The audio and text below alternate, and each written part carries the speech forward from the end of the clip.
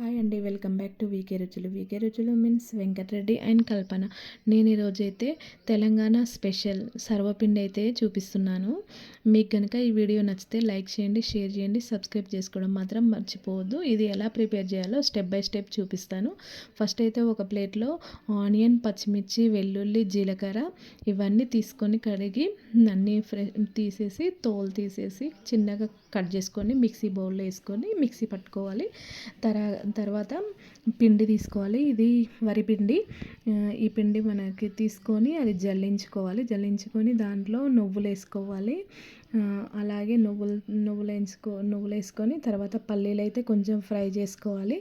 ఇవి కొంచెం ఫ్రై చేసుకొని పొట్టు తీసేసుకొని మనమైతే వేసుకోవాలి. తర్వాత కొంచెం శనగపప్పు వేసుకొని ఫస్ట్ అయితే నువ్వులు వేసుకోవాలి. తర్వాత శనగపప్పు, కొత్తిమీర, పుదీనా ఇవి మనకు ఇష్టం, మన ఆప్షన్ ఏదంటే అది వేసుకోవచ్చు. ఆకుకూరలు ఏవైనా వేసుకోవచ్చు. కొత్తిమీర, పుదీనా అయితే కంపల్సరీ వేసుకోవాలి. ఇవన్నీ వేసుకున్నాక పల్లీలు వేసుకోవాలి. పల్లీలు కూడా వేసుకొని మనం ముందుగా ఫ్రై చేసి పెట్టుకున్నాను కదా ఆనియన్, పచ్చిమిర్చి, వెల్లుల్లి అదంతా మళ్ళీ అది కూడా వేసుకోవాలి. ఇందులో కారం కావాలంటే కొంచెం కారం కూడా వేసుకోవచ్చు. మనకు పచ్చిమిర్చితోనే సరిపోయిద్ది. అలాగే మనం దాంట్లోనే కొన్ని వాటర్ వేసుకొని మొత్తం ఈవెన్గా పిండి మొత్తం పట్టేటట్టు అన్నీ కలిసేటట్టు కలపాలి. ఇదైతే మా అమ్మ చేస్తుంది సర్వపిండి. నేనైతే వీడియో తీస్తున్నా, అమ్మ చేస్తుంది. ఇలా అంత పిండి అయితే పిసికేసుకొని పక్కన పెట్టుకున్నాను.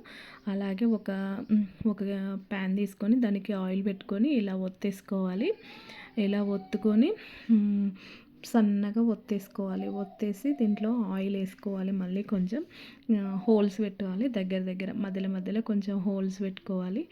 ఇది తెలంగాణ సైడ్ అయితే ఎప్పుడన్నా వాతావరణం బాగాలేనప్పుడైతే ప్రతి ఒక్కరి ఇంట్లో చేసుకుంటారు. చాలా ఇష్టంగా తింటారు తెలంగాణ సైడ్. సర్వపిండి అంటే చాలా బాగుంటుంది. ఎందుకంటే నాకైతే ఫేవరెట్ ఇది.